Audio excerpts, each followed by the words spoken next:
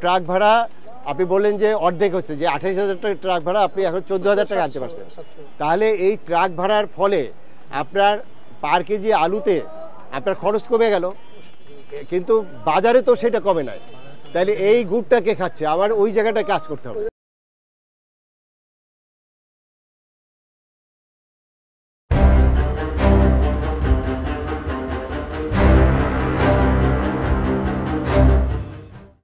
আপনার এইখানে এই চালগুলো আসে কোথা থেকে? নওগাঁ থেকে আসে, কুষ্টিয়া থেকে আসে। আচ্ছা, এই মাঝখানে একটা মাস তো একটা কি বলবো, যে একটা দেশের তো আপনার সবকিছু একটা অস্বাভাবিক পরিবেশ ছিল। এই যে এই নওগাঁ থেকে এবং কুষ্টিয়া থেকে যে আসে চাল আসা কি বন্ধ ছিল কখনো? না, 2-3 দিন বন্ধ ছিল। আপনার এই গোডাউনে কত টন চাল থাকে? না, কত টন চাল থাকে? আচ্ছা, এই যে স্টক থাকে সেই স্টক শেষ হতে কয়দিন লাগে? 1 সপ্তাহ লাগে। ওনার যে স্টক আছে তাতে 7 দিন চলতে পারে, এবং উনিই কিন্তু বলছে, আমি কিন্তু জিজ্ঞেস করছি কি বলছে, 7 দিন থাকে এবং 2 দিন একটু সমস্যা ছিল। আচ্ছা, তাহলে কি চালের দাম বাড়ানোর কোনো কারণ আছে? তাহলে তো চালের দাম বাড়ার কথা না, তাই না? কিন্তু এই কারণে আপনার 3 থেকে 4 টাকা প্রত্যেকটা চালের দাম বেড়ে গেছে, তাই না? আপনারা নিউজে যারা আপনারা দেখিয়েছেন কি দাম বেড়ে গেছে না? তাহলে এই জায়গাটাই হলো মূল জায়গা। কারণ কি, যে যখন যে সুযোগগুলো পায় সেই সুযোগগুলো নেয়। সেই সুযোগটা কি, যে অস্থির পরিবেশ, 2 দিন চাল আসে না, এই জন্য চালের দাম বেড়ে গেছে, তাই না? এখন আপনি একটু কাগজ দেখান। মিনিকেট বিক্রি 300 বিক্রি করছে। হ্যাঁ, আর এখানে আপনার সর্বোচ্চ 3200 লোক। হ্যাঁ বলেন, এখন বলেন। মার্কেট থেকে মাল কিনছেন মানে কি? আপনি এখানে একটা সাইনবোর্ড টানায় রাখছেন, আপনাকে সতর্কতামূলকভাবে 10,000 টাকা জরিমানা আরোপ করা হবে, এবং সেটার জন্য করে আগামীকালকে টাউনের বাজার অফিস আসবে। ঠিক আছে। আর আপনাদের আমি একটা দায়িত্ব দিতে চাই, এই মার্কেটে আমি কালকে থেকে এই অনিয়মগুলো আমরা রোধ করবেন। আপনি কি কি বিক্রি করেন? শুধু আলু আর পেঁয়াজ। আলু আর পেঁয়াজ। আচ্ছা, এই পেঁয়াজটা কোথায়? পাবনার না ফরিদপুরের পেঁয়াজ? ফরিদপুরের ডাইরেক্ট নিয়ে আসেন আপনি? মানে আপনার পার্টি আছে, ফড়িয়া আছে, ফরিদপুরের বিভিন্ন বাজার থেকে আপনি নিয়ে আসেন? কোথায়? সালতা থেকে? বালিয়াকান্দি, সালতা। আচ্ছা, ইয়েতে। আচ্ছা, আলু কোথা থেকে আনেন? আলুটা জয়পুরহাটের হিমাঘাট থেকে। ওখান থেকে কি ডাইরেক্ট হিমাঘাট থেকে আনেন? আচ্ছা, ওখানে 48 টাকা 30 পয়সা কেনা, আর গাড়ি ভাড়া 14,700। এই ভাড়াটা ছিল আপনার 28,000 29,000 টাকা ছিল 4 তারিখ 3 তারিখে। তাহলে আপনার পার বস্তায় আপনার আলুর ক্ষেত্রে অর্ধেক হয়ে গেছে। আগে ছিল 52-53, এখন 50 স্যার। ট্রাক ভাড়া কমছে অর্ধেক। আচ্ছা, আলু খুচরা এখন বিক্রি হচ্ছে কত? 60 টাকা বিক্রি হচ্ছে। 1 মাস আগে যখন এই যে ট্রাক ভাড়া বেশি ছিল, আপনার চাঁদাবাজি ছিল, তখনও তো 60 টাকা বিক্রি হচ্ছে। এখন আপনার ট্রাক ভাড়া আপনি বললেন যে অর্ধেক হচ্ছে, যে 28,000 টাকা ট্রাক ভাড়া আপনি এখন 14,000 টাকা আনতে পারছেন।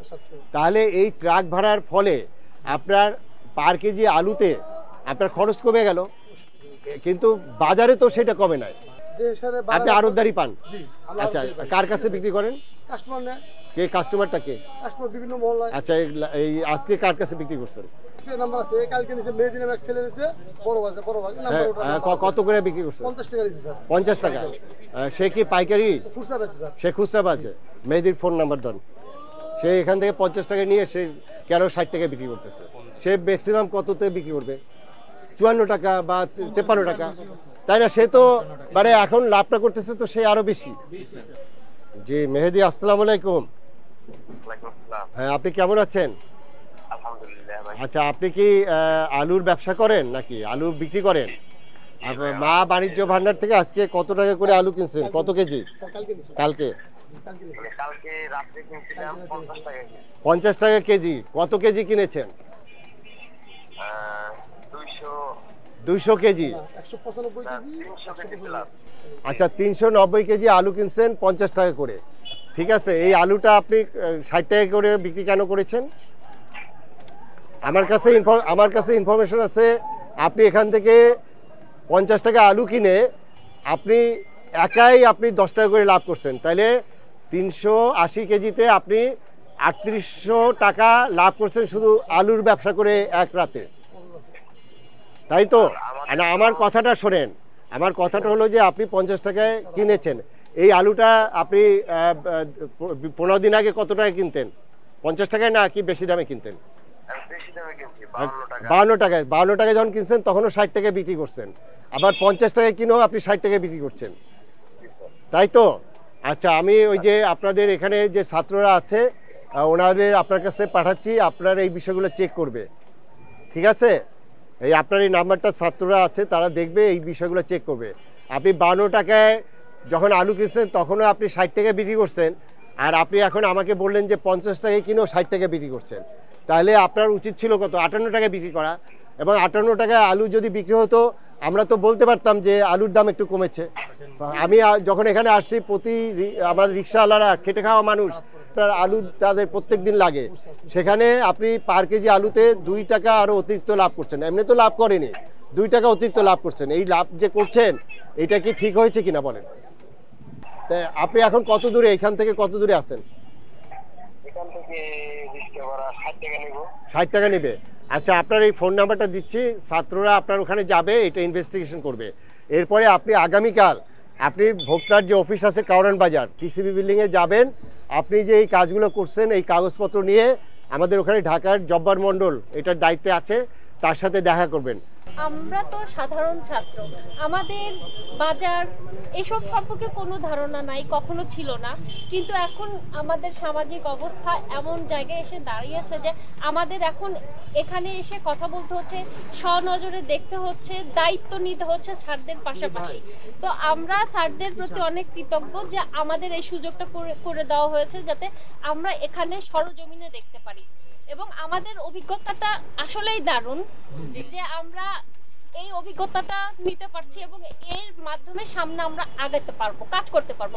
আমাদের যারা আছে, আমাদের টিমে কাজ করছে, তাদেরকে আমরা পরামর্শ দিতে পারবো যে চলো আমরা এভাবে কাজ করি, যেরকম এরকম। আমরা এখন থেকে চেষ্টা করব প্রত্যেকটা লিফলেট একটা করে দোকানে থাকবে বাধ্যতামূলক, এবং এই সতর্কতা সবাই মানে অবলম্বন করবে, মেনে নিবে এবং তাদের একদম জানা থাকবে। এবং এখান থেকে আমরা যা যা শিখলাম যে আপনারা যাদের কাছে বিক্রি করছেন, খুচরা বিক্রেতা, তাদের সবার ডিটেলস, ফোন নাম্বার সহ, যাতে আমরা তাদের সাথে কথা বলতে পারি, সেই সুযোগটা আপনারা আমাদের করে দিবেন, আপনারা রাখবেন, আপনারা সচেতন থাকবেন। তো এটা আমাদের অনুরোধ, আপনারা আমাদেরকে সাপোর্ট করেন যাতে আমরা এই দ্রব্যমূল্যের দাম কমাতে সহায়তা করতে পারি, এবং যারা খেটে খাওয়া মানুষ তারা যেন 2 বেলা মানে ভাত খেতে পারে। ওরা মাছ মাংস চায় না, ওরা একটা সাধারণ খাবার চায়, সেটা যেন পেট ভরে খেতে পারে। এই জন্য আমাদের সবারই সচেতন থাকতে হবে, সবারই কাজ করতে হবে, সবার জায়গা থেকে। আচ্ছা, আপনার এটা ডিমের আরো কত বছরে? আজকে লাল ডিম কত করে বিক্রি করছেন? মানে ইয়েতে কত পড়ে আপনার পার পিসে? কত পড়ে? 11 টাকা 40 পয়সা। ডজন কত পড়ে?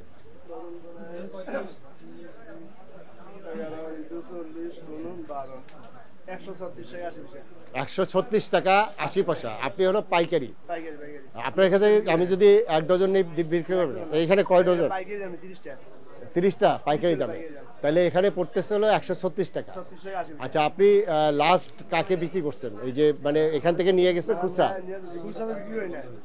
না, খুচরা বলতে আপনার পাইকারি আপনার এখান থেকে নেয় না, একজনের হলো 1000 ডিম নিল, সেই 300 নিয়েছে কি? আপনি দেখান আমাকে 300 কে নিয়েছে।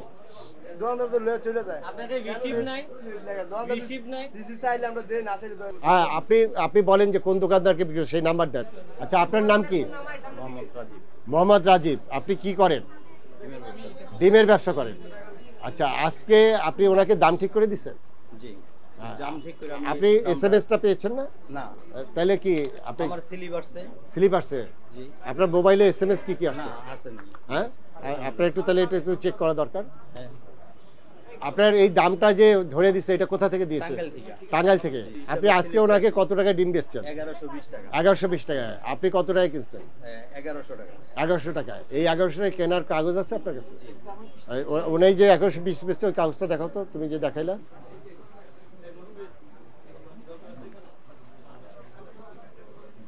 এটা রাজীব পুষ্টি বিতান। 1120 টাকায় আপনি 16,000 ডিম দিচ্ছেন তাকে, 16,200। আপনি যে এটা 1100 টাকায় কিনছেন, এটার কি কাগজ দিচ্ছে আপনার কাছে?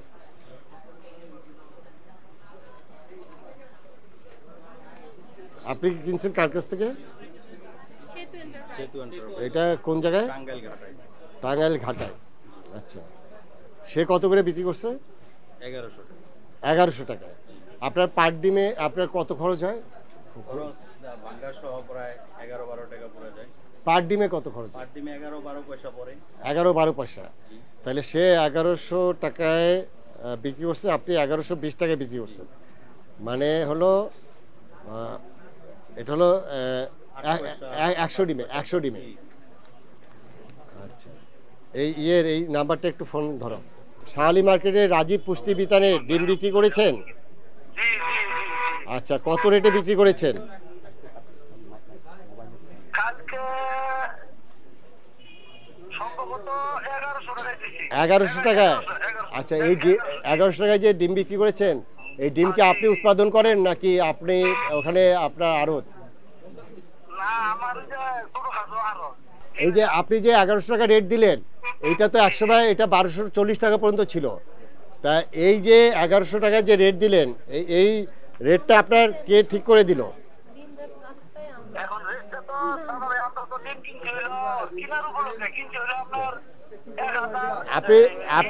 আপনি শোনেন, আপনি পরিষ্কার করে বলেন, আপনি যে SMS-টা পান সেই SMS-টা কখন পান সেটা বলেন।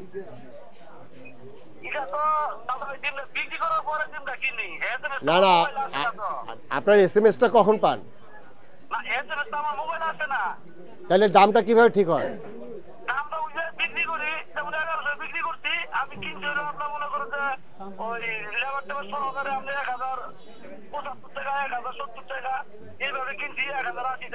আচ্ছা, আপনি কিভাবে কেনেন এগুলো আপনার তদন্ত করবে, টাঙ্গাইলের ছাত্ররা যাবে, ঠিক আছে? আপনার নাম্বারটা ওদের দিব, আপনি তাদের কাছে সব তথ্য দিবেন। টাঙ্গাইলের যে আমাদের অফিসার আছে তারাও যাবে, ঠিক আছে? আমরা দেখতে চাই যে এই দামটা কিভাবে ঠিক করেন আপনি। এই যে ব্রয়লার মুরগি আপনারা প্রতিদিন কতগুলো নিয়ে আসেন? কিসে করে নিয়ে আসেন? ট্রাকে করে, মিনি ট্রাকে? জি, এটা হলো আপনার বড় মুরগির গাড়ি আছে, এক গাড়ি। আপনারাও নিয়ে আসেন সেটা? না, আমাদের আরেক। আচ্ছা, সেটা ভাড়া কোথা থেকে আনেন? এই মুরগিটা কোথা থেকে আসে? এটা আপনার বিভিন্ন এলাকা থেকে আসে, কোনো সময় আপনার বগুড়া, কোনো সময় দিনাজপুর। আচ্ছা, বগুড়া থেকে এখানে ট্রাক ভাড়া কত ছিল আগে? 1 মাস 2 মাস আগে? 15,000 টাকা ছিল। এখন এই যে গতকালকে কত করে আসছে?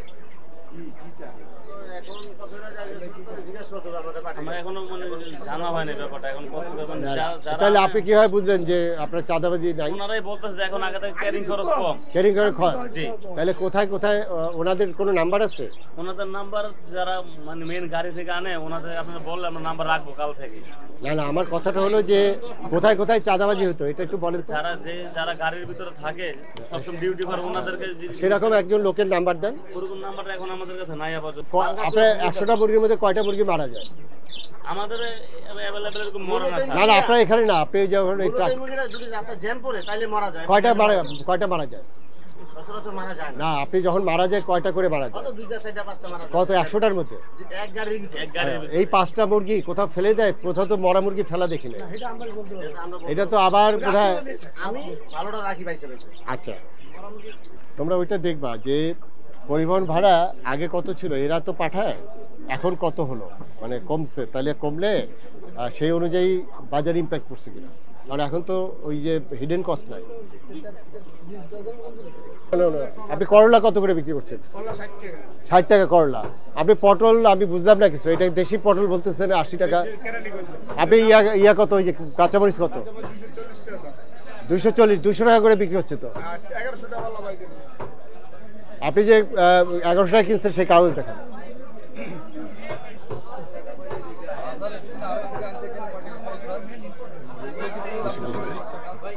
ঠিক আছে, এই দোকানটা কি রাস্তার মধ্যে না? রাস্তার মধ্যে দোকান কিভাবে দিলেন? এই আপনার কি এই রাস্তার মধ্যে দোকান যে দিলেন, এটা কিভাবে দিয়েছেন? কে দিচ্ছে আপনাকে এখানে অনুমতি? মানে আপনি কোন চুক্তিতে রাস্তাতে গিয়েছিলেন? ওইটা তো আপনার সিটি কর্পোরেশন নাকি? এই দোকানটা কিভাবে দিলেন এখানে? এইটা কি ওই দোকানের অংশ? ভাড়াটা কার কাছে দেন? হ্যাঁ, ভাড়া দেন না।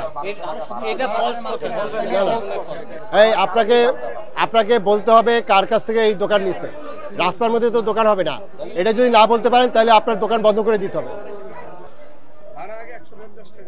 150 টাকা মাত্র। এই 150 টাকা কাকে দেন? আর কোনো টাকা লাগে না।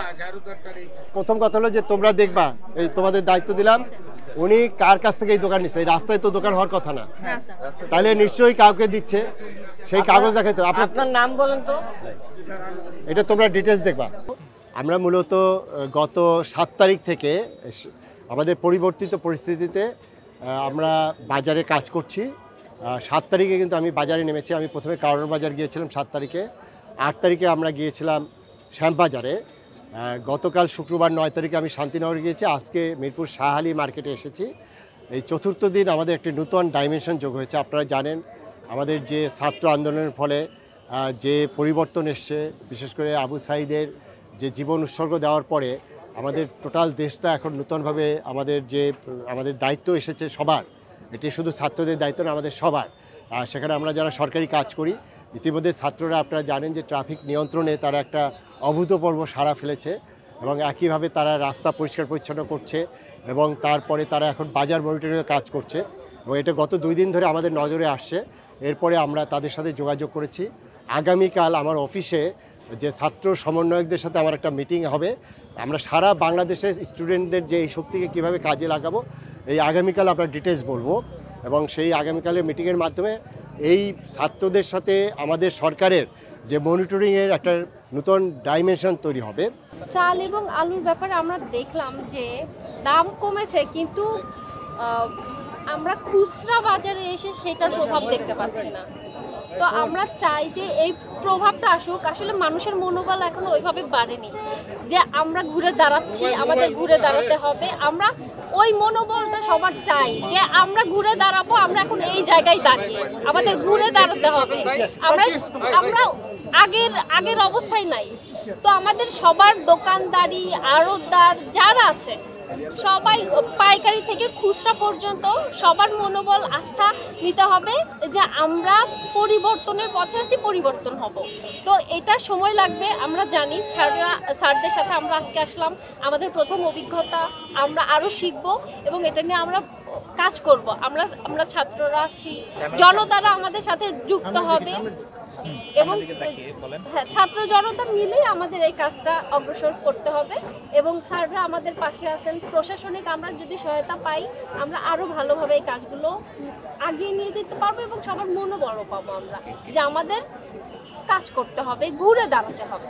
ব্রয়লার মুরগি এবং সবজি, সর্বপ্রথমে বলবো ব্রয়লার মুরগি। আমরা ফার্স্টে যেই দোকানটিতে গেলাম সেখানে বোর্ডে দেখলাম 170 টাকা তারা ব্রয়লার মুরগি বিক্রি করতে, কিন্তু যখন আমরা ভিতরে প্রবেশ করলাম তখন দেখলাম 160 টাকা। পরে আমরা যখন তাকে কোশ্চেন করলাম যে কেন 170 টাকা আপনি দিচ্ছেন, সে বলতেছে মুরগি পরিষ্কার করতে, ছেলাছিলি করতে নাকি তার 10 টাকা করে। এটা কখনোই না। সো আমরা এগুলো আস্তে আস্তে মনিটরিং করবো, স্যারেরা আমাদেরকে হেল্প করতেছে। এবং সবজির দোকানে যে জিনিসটা দেখলাম যে সে নাকি ভাড়া দেয় না, এত বড় একটা দোকান নিয়ে রাখছে। আপনারা হয়তো ভিডিওটা দেখছেন বা ভিডিওটা করে রাখছেন যে রাস্তার মধ্যে তারা বিশাল বড় একটা দোকান নিয়ে রাখছে, সে নাকি ভাড়া দেয় না। সেটা কখনোই না। হয়তোবা সে ভাড়া না দিলেও সেই টাকাটা কোনো চাঁদাবাজদের হাতে তুলে দেয়। সো আমরা এই জিনিসগুলো মনিটরিং করব এবং স্যারেরা আমাদের সাথে হেল্প করবেন। আজকের আমাদের যে অভিজ্ঞতা স্যারদের সাথে ছিল, স্যাররা আমাদেরকে নিয়ে এসেছেন এই কারণেই যে আসলে আমরা পরবর্তীতে যখন সবজির দোকান, চালের আড়ত বা মুরগির দোকান বা বাজারগুলো যখন আমরা ভোক্তা আইন সম্পর্কে ওনারা বলেছেন এবং পরবর্তীতে যখন আমরা বাজারগুলোতে যাব আমরা কিভাবে মনিটরিং করব। সো আজকে আমাদের প্রথম ধাপের কাজ ছিল, আমরা শিখতে এসেছি এবং আপনারা সবাই আমাদেরকে সাপোর্ট করবেন, আপনারা সবাই আমাদের পাশে থাকবেন। আমরা ইনশাল্লাহ দেশটাকে নতুন প্রজন্মের নতুন একটা সোনার বাংলাদেশ গড়ে তুলবো ইনশাল্লাহ। থ্যাংক ইউ সবাই। বাজারে আপনার অনিয়ম অশৃঙ্খলা ছিল, আপনার সিন্ডিকেট আমি 3 বছর সিন্ডিকেট শুনতে আমরা টায়ার্ড হয়ে গেছি। এখন সময় আসছে, কি সময় আসছে যে আপনার যে স্যাক্রিফাইস ছাত্ররা করেছে, এখন সেই স্যাক্রিফাইসের পরে যদি আবার সেইটা হয় তাহলে তো কোনো লাভ নেই। আমাদের যে স্যাক্রিফাইসটা সবাই মিলে করেছে তার ফলে আমরা যদি কোনো পরিবর্তন না আনতে পারি তাহলে তো আমাদের কোনো আপনার পরিবর্তন হলো না। এই জন্য আমাদের যেটা দরকার সেটি হলো, আপনারা ইতিমধ্যে দেখেছেন পথে যে ট্রাকে চাঁদাবাজি হতো সেটি অনেকটাই আপনার বন্ধ হয়ে গেছে, এই জন্য ট্রাক ভাড়া কমে গেছে।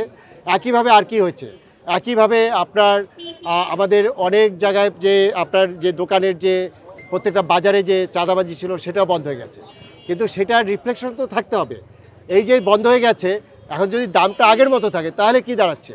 তাহলে তো এটার পরিবর্তন আসে নাই, এবং এটা সমূহ সম্ভাবনা আছে ওই যে জায়গায় বন্ধ হয়ে গেছে সেখানে যেন আবার নতুন মুখ এসে যেন আবার সেই সিন্ডিকেটের চক্র না তৈরি হয়।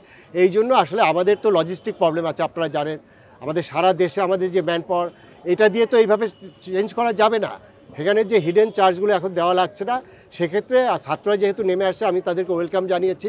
আমি আগামীকালকে তাদের নেতৃবৃন্দের সাথে মিটিং করব, সেখান থেকে একটা গাইডলাইন হবে যে কীভাবে আমরা সমন্বিতভাবে করতে পারি। কারণ ওদের কিন্তু এই ভোক্তা আইন বা এইসব বিষয়ে তাদের জানা নেই, তারা হয়তো মনিটরিং করতে পারে, কিন্তু তাদেরকে আইনের আওতায় আনতে গেলে তো আমার আইনটা প্রয়োগ করতে হবে। এই কারণে সমন্বিতভাবে আমরা কিভাবে করতে চাই সেটি আগামীকালকে আমরা বলবো। এই কারণে আমি গত 4 দিন 4টা বাজারে গিয়েছি। আমরা কিন্তু যেদিন থেকে অফিস খুলেছে আমরা শুধু অফিসে বসে নাই, আমরা কিন্তু মাঠে মাঠে যাচ্ছি, অর্থাৎ সব কিছু স্বাভাবিক অবস্থায় ফিরে আসছে। বাজারের যে মূল্যটা এটি আমাদের স্থিতিশীল বা কমের যে বিষয়টি সেটি হলো এখন যে অতিরিক্ত খরচ এটা হচ্ছে না এই কারণে, কিন্তু এটা ধরে রাখতে হবে। এটা যদি আবার কেউ রিপ্লেস করে তাহলে তো আর আমাদের এই যে স্যাক্রিফাইস, এই যে এত রক্ত, এই যে সাইজকে যে জীবন উৎসর্গ করলো সেটা তো মূল্য থাকলো না। আর ছাত্ররা আজকে যেভাবে তারা নেমে আসছে এবং তারা এই যে কাজগুলো নিয়েছে এবং তাদেরকে আমাদের অনবোর্ড করেই আমাদের পরিবর্তন আসবে।